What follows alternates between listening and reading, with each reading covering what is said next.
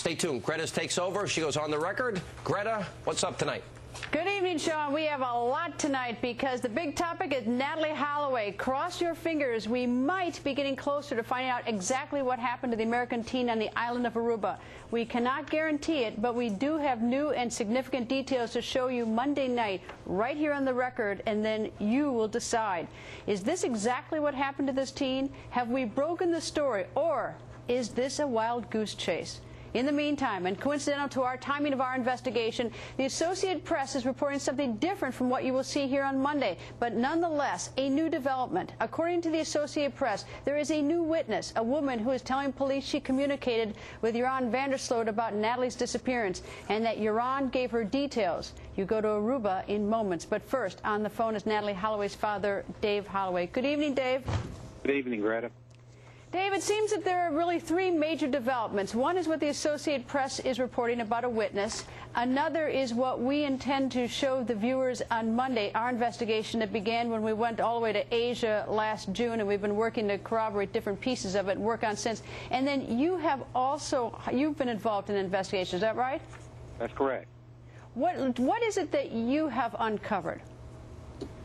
We have developed a witness over the last 6 to 8 months, Greta, that initially went to the police. The police kind of blew him off, as they did a lot of other people. But this witness was adamant of what he saw that night, and we brought him to Houston, Texas about 3 months ago and gave him a polygraph test, and he passed the polygraph. But basically what he said was this, that he saw Joran Vandersloot walking down the road, covered in mud, from about the waist down, missing a tennis shoe.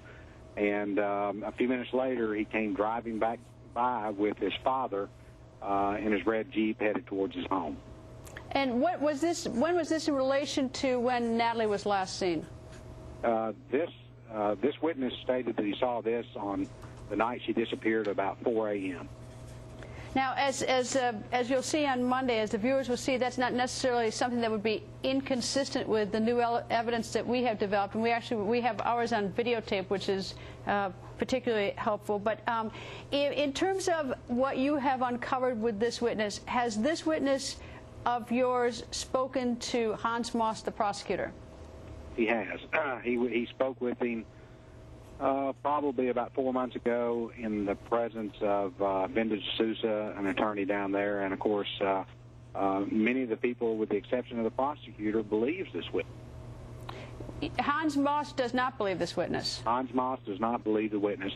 And when the witness gave his statement, it's my understanding that when he almost got to the part talking about the judge, Hans Moss made a comment that what a nice guy he was and all this kind of stuff, and the witness then decided that, hey, I've had enough, and ended the statement, and then he came to us begging us to search this pond that's located near his home. All right, now, who's the judge? Do you mean, who do you mean the judge? Paul Vandersloot, who was a judge in training at the time. He's no longer Correct. a judge. In fact, he's in private practice with Joran Vandersloot's lawyer, right? That's correct. Was there ever any follow-up to see whether or not your witness had information that was truly helpful? Did Hans Moss, even though he didn't believe him, did he at least assign someone to go out and investigate and look at that pond area? No, he didn't. You know, we had asked him to, and in fact, we had planned to go excavate the pond ourselves, and these hurricanes came through, and one came close to Aruba and filled the pond back up with water. It's still our plan to go back. I think Hans Moss and I discussed, you know, Natalee's not in the pond, but we believe that, you know, he could possibly find a tennis shoe, maybe your driver's license, or even some of Natalee's clothing, which would help lead into, you know, the timeline. And also this witness implicates Paulus Vandersloot. So if that's the case, you know, that needs to be done. Well, your theory isn't necessarily inconsistent with some of the stuff that we have uncovered, but I guess I find sort of curious. I mean, one of the problems, I don't know if you saw the show last night, Dave, but I'm very tough on Hans Moss because I offered to meet him halfway, even meet him on a weekend to show him what we have, which is a videotape and other things, and he simply had no interest. Well, he's as a public official, he's got a duty and obligation to follow up on any and all leads, and he seems to be lacking in that department very severely. Well, if he watches our show Monday night, he's going to have a big job in front of him, and I don't know how he can. I mean, it may turn out to be a wild goose chase, but it also may be turned out to be the absolute truth about what happened to Natalie, and he should at least use his subpoena power to corroborate it or to seek to disprove it and not simply ignore it. Anyway, Dave, thank you and good luck. Thank you, Greta. Now, the first prosecutor in charge of this case wasn't Hans Moss. It was Karen Janssen. She moved on, and now it is in the hands of Hans Moss. What do we know about Hans Moss? Joining us by phone from Aruba is Jussie Mansour, publisher and managing editor of Diario newspaper. Jussie, tell me what you know about Hans Moss. No, I know very little about him. What we know is that he came here about a year and a half ago. He worked with Karen Janssen when Karen Janssen was still in charge of the investigation on the prosecutor's side. And then that he began his work here, being very open with the media and with everyone else. He used to put out press releases every time, inform us in detail of what he was doing and what was going on. But then suddenly everything stopped. And what we know about him from Holland is that he was a prosecutor in Holland, of course, that we saw some articles in which they describe him as a man that in some occasions has used very unorthodox methods to try to get evidence in cases that he investigated. That's as far as our knowledge goes about him. Jussie, do you have a theory?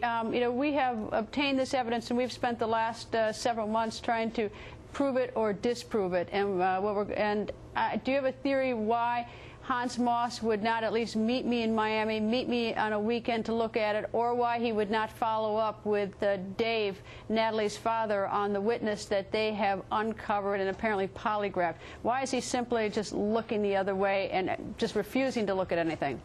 You know, it's very hard to determine with certainty, but it is my belief, it is my personal opinion, that what he wants to do is just close this case and put it away forever without solving it or anything. Because he's been brushing aside every single witness, every single evidence, every single thing that came up. What's his motive, though? Well, most prosecutors want to solve cases. Every prosecutor I've ever spoken to wants to solve cases. At least they will look at evidence and consider it. They don't necessarily have to buy it, but they investigate, they look at it, they study it. Why won't he? He won't, because I think that he feels that there are upper hands above his head that are trying to see this case go away as well. And we're talking about people who try to cover up from the sleuths. Where is Downpig, who used to be head of the investigation? Where is he now?